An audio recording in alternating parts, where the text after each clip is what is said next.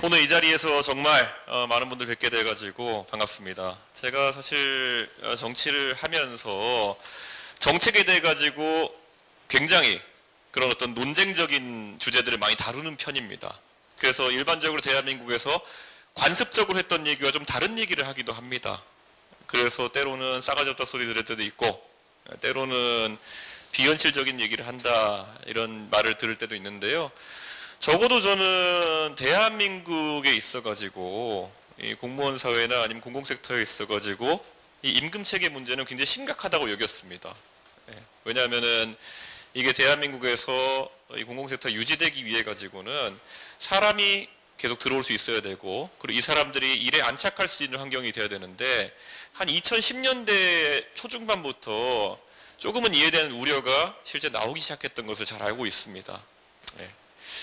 제가 2012년부터 정치를 하기 시작했는데요. 2012년쯤에 제 친구가 사법연수원을 마치고 이제 취업을 하는 시기가 되었습니다. 그런데 연수원에서 진짜 아주 상위권의 성적을 가졌어요. 그런데 그 친구가 저한테 어느 날 나 어떤 대형 로펌에 가기로 했어 라는 말을 하더라고요. 그래서 아니 너 같으면은 소위 경판, 경검 이런 거 하면서 법조계에서 잘 나가고 나중에 공무원으로 일하다가 나중에 나와가지고 민간 영역 가면 훨씬 더 명예롭고 훨씬 돈을 많이 벌 수도 있고 할 텐데 왜 그런 선택을 했니? 라고 하니까 딱 한마디로 정리하더라고요. 내가 그 민간으로 갔을 때랑 임금 차이가 한 2배 정도면 내가 감당할 수 있을 것 같은데 제시받은 금액이랑 비교해 보니까 초봉 기준으로 5배 정도 차이 나더라. 이렇게 이야기 하더라고요. 근데 그 말을 듣는 순간 저도 반박을 못 하겠더라고요. 이걸 지금까지 뭐 국가를 위해서 일한다는 자부심으로 버텨라, 아니면 뭐 이런 명예로 버텨라 이렇게 하는 것도 한계가 있는 것이지, 2010년대 초반 기준으로 5배 정도의 차이가 나는 선택이라 그러면은 저라도 그렇게 했을 것 같은 그런 느낌이 드는 거죠. 근데 이게 이제는 오히려 10년 정도 지나가야 더 심화돼 가지고 이게 공공영역 전반으로 이제 번지고 있는 그런 상황이다, 이렇게 말씀드릴 수 있을 것 같아요. 사실 국가가 이렇게 공공섹터에 여러 기관을 두고 공기업을 두는 이유는 그게 국가가 어떤 필요로 하는 특수한 기능들을 수행하기 위해 가지고 이렇게 만들어 둔 것일 텐데, 그러면 그 자리에 있는 사람들이 그런 보수에 대한 걱정 없이 전문성을 유지해 나가면서 그런 공적인 역무를 수행하는 것이 국가의 형체를 유지하는 데 굉장히 중요합니다. 근데 그게 지금 이루어지지 않는 것 같다라는 그런 생각이 들어가지고 좀 안타깝게 생각합니다. 대한민국의 정치하는 이 집단들을 보면요, 여러 가지 이념적인 성향을 추구합니다. 소위 보수 집단이라고 하는 곳에서는 무엇보다도 경쟁이나 자유나 창의나 이런 것들을 많이 이야기합니다. 그런데 지금 예를 들어서 이 공공섹터에 있어가지고는 경쟁의 가치라고 하는 것은 사실 유명무실해지고 있는 상황이고, 자유라는 것은 더 유명무실해지고 있는 상황이다, 이렇게 말씀드릴 수 있을 것 같습니다. 지금 여기 노동조합 활동을 하시는 많은 분들이 있겠지만은 노동조합이 애초에 존재하는 근본적인 이유가 무엇이겠습니까? 노동자의 처우에 대한 부분을 스스로 다룰 수 있게 하는 것이 노동조합의 기본 취지인데, 그 중에 가장 으뜸되는 게 아까도 말이 나왔지만은 임금에 대한 실질적인 교섭 권한이 있는 것이 굉장히 중요합니다. 근데 우리가 잘 아는 것처럼 임금에 대한 실질적인 교섭 권한이 없는 상태에서 과연 노동자들이 어떤 노조 활동을 할 수 있겠느냐라고 한다면은 굉장히 피상적인 활동밖에 할 수 없는 것이거든요.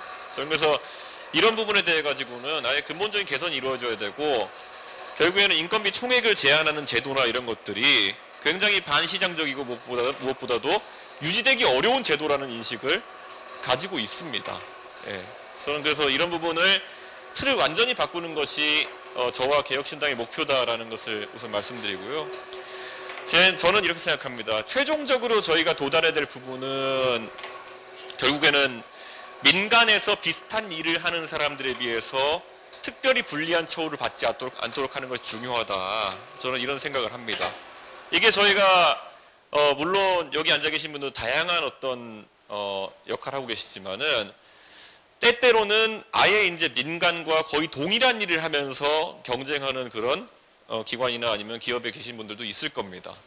그런 경우에 저는 그런 임금을 정하는 표준 자체가 아까 이제 사실 인상률이나 이런 것들이 공무원 사회에 연동되는 것보다는 민간에서 비슷한 일을 하는 사람들과 연동되는 것이 옳다라는 생각을 하고 있는 거거든요. 이게 보통 많이 가면은 싱가포르식 급여체제 같은 얘기가 나오긴 하는데요. 사실 싱가포르식 급여체제의 본질이 뭐겠습니까?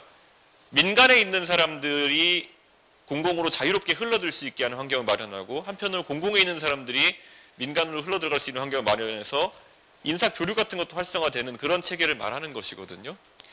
제가 아까 제 우수한 사법연수원 성적에도 불구하고 민간을 선택했던 친구의 이야기를 하면서 저는 사실 그때 그런 생각을 했어요. 대한민국이 그래도 이 형사 사법 체계가 유지되는 데 있어 가지고 정말 그 피해자를 대리하는 검사가 피의자를 대리하는 민간의 변호사보다 실력이 부족하진 않았으면 좋겠다라는 생각을 많이 했습니다. 내가 만약에 피해자가 된다고 생각했을 때 누군가가 피의자 입장에서 돈을 많이 받고 실력 있는 변호사들이 다 그쪽으로 가게 된다면은 과연 대한민국의 형사사법 체계가 유지될 수 있을까에 대한 근본적인 고민을 하게 되더라고요. 그래가지고 그때부터 저는 굉장히 그런 깊은 고민을 하게 됐던 것인데, 마찬가지로 저는 이 공공의 영역에서도 결국 국민들 중에서 가장 그런 어떤 공공 서비스를 필요로 하는 국민들이 있는 직역에 좋은 인재들이 가야 된다라는 생각을 하고 있는 것이죠. 민간에서 정말 돈 많이 받고 이렇게 하는 방향으로 가는 분도 있겠지만, 진짜 국민을 위한 서비스라는 분들 같은 경우에는 정말 좋은 분들이 왔으면 좋겠고, 그분들이 포기하지 않을 정도의 임금 체계가 마련돼야 된다. 저는 계속 그런 얘기를 하고 있는 거죠. 사실 아까 제가 보수 집단에 대해서 얘기했지만은 이 보수 집단에서 경쟁이라든지 아니면 자유라는 것을 철학적인 이념으로 잡고 국가를 운영하는 것을 조금 포기하는 지점이 있습니다. 그건 왜냐하면은 보수 진영 내에 지금 으뜸가는 정치인 하시는 분들이 의외로 관료 출신이 많습니다. 예. 그러다 보니까 이 관료 출신 분들이 국가를 본인들이 설계했다는 자부심 속에서 앞으로도 그래야 된다는 방향성을 가지고 가시는 경향성이 굉장히 큽니다. 그래서 어지간한 기재부 차관하신 분들은 거의 다 국민의힘의 국회의원으로 가죠. 예. 그래가지고 그 기재부 중심으로 세상을 경영할 수 있다는 생각 속에서 다른 사람의 어떤 처우나 이런 것들까지 제약할 수 있다는 생각으로 흘러가는 것이고요. 이런 겁니다. 딱히 이런 그 공공섹터의 임금 체계 이런 것을 벗어나서도요, 저는 여러 가지 부분에서 변화가 일어나야 된다고 생각합니다. 예를 들어서 우리가 대한민국이 지금 이제는 국제사회와 경쟁해야 되는데, 굉장히 저는 안타까운 지점이 대한민국의 조세나 이런 부분 같은 경우가 아주 중앙정부의 통제하에서 그냥 강하게 움직이고 있습니다. 예를 들어 우리가 봤을 때 우리가 국세와 지방세의 비율이 지금 한 75대 25 정도 되는 거거든요. 그런데 이 국세를 통해 가지고 대한민국의 지방자치 전반을 통제하고 있는 것이 지금 대한민국의 현실입니다. 물론 기재부를 중심으로 해가지고요. 근데 저는 이것이야말로 대한민국의 경쟁체계를 완전히 무너뜨린 것 중에 하나다라고 생각하는 게, 지금은요, 최근에 뉴스에서 보셨을 겁니다. 예를 들어서 어떤 지자체에서 어디 뭐 전라북도나 아니면 경상북도나 이런 데인 지자체에서 재정 자립도 또는 재정 자주도가 거의 바닥인데 불구하고 이게 시즌이 되면은 지원금 같은 것을 몇십만 원씩 뿌린다, 이런 기사 같은 걸 보신 적이 있을 겁니다. 그럼 왜 그렇겠습니까? 어차피 재정 자립도는 낮다 하더라도 어차피 교부금이나 국세에서 나중에 내려오는 금액으로 그걸 다 보전할 수 있다는 그런 도덕적 해이가 어느 정도 발생하는 것이거든요. 그런데 그러다 보니까 지방자치단체장 같은 경우에는 지방자치단체를 효율적으로 경영하고 경쟁해야 될, 다른 자치단체랑 경쟁해야 될 이유 자체가 별로 없는 거죠. 선거 하나만 바라보면 되니까.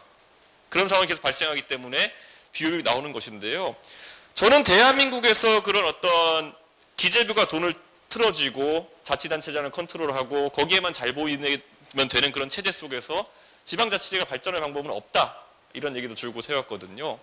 그러다 보니까 그러면은 저는 각 영역에서 자기결정권을 좀 강화하는 방향으로 대한민국의 체제가 개편돼야 된다, 이런 생각을 하는 거죠.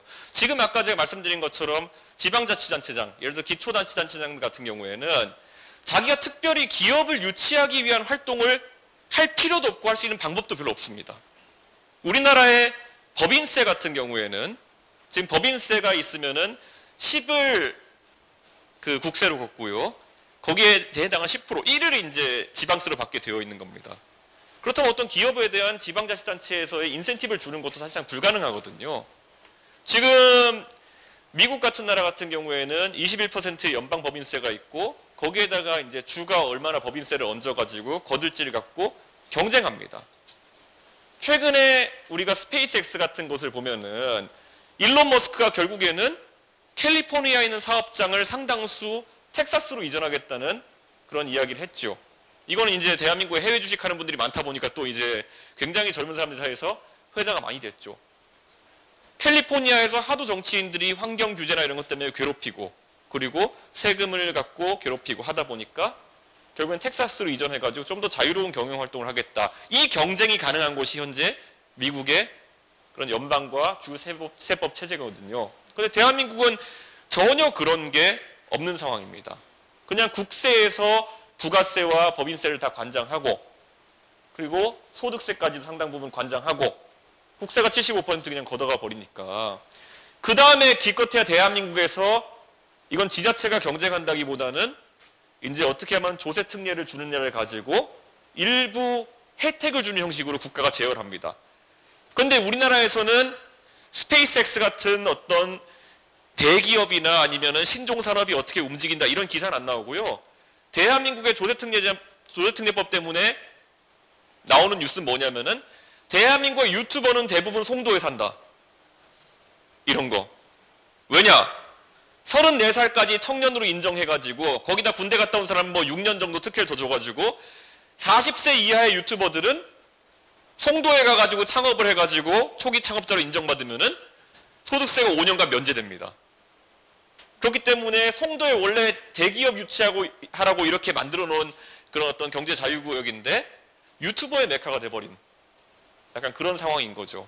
그러니까 저는 이게 국가가 이런 것을 자기들은 잘 제어한다 생각하지만은 실제로는 이 세금을 통해 가지고 물이 높은 데서 낮은 곳으로 흐르게 만들고 자연적으로 기업이 유치되고 이런 것을 해야 되는 것인데 그게 아니라 이제 엉뚱한 혜택을 보는 사람들만 늘어나게 되는 것이죠. 그런데 이게 정치적으로 아이디어를 내면은 저는 해결할 수 있는 부분일 거라 봅니다. 우리가 방금 전에 제가 보수 정당이 늘상 했던 얘기 그리고 또 반대에 또 진보 정당이 늘상 했던 얘기들이 있다고 말씀드렸는데요. 예를 들어 이런 거 들어보셨을 겁니다. 보수 정당은 항상 법인세를 낮춰야 된다.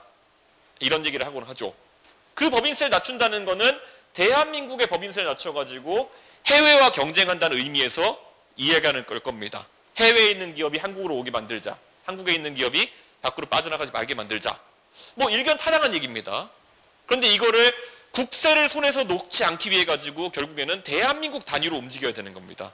보수 진영의 관료적인 사람들, 관료주의적인 사람들은. 그런데 또 민주당이나 아니면 진보 진영에서 많이 했던 얘기를 들여다보면요. 그쪽은 항상 복지나 이런 걸 확대하기 위해 가지고 지방자치단체에게 더 많은 세수를 나눠줘야 된다는 얘기를 합니다. 그 지방세의 비중을 높여야 된다는 얘기를 합니다. 그럼 사실 이 안에 이거를 발상의 전환을 통해서 버무리면은 어느 정도 해법이 나올 수 있는 거거든요. 아까 제가 말했듯이 미국은 연방에서 21%의 법인세를 매기고 그 위에 주가 얼마를 매기는 거는 주가 하기 나름입니다. 그래서 그 비율이 나름 결정되는 될 텐데요.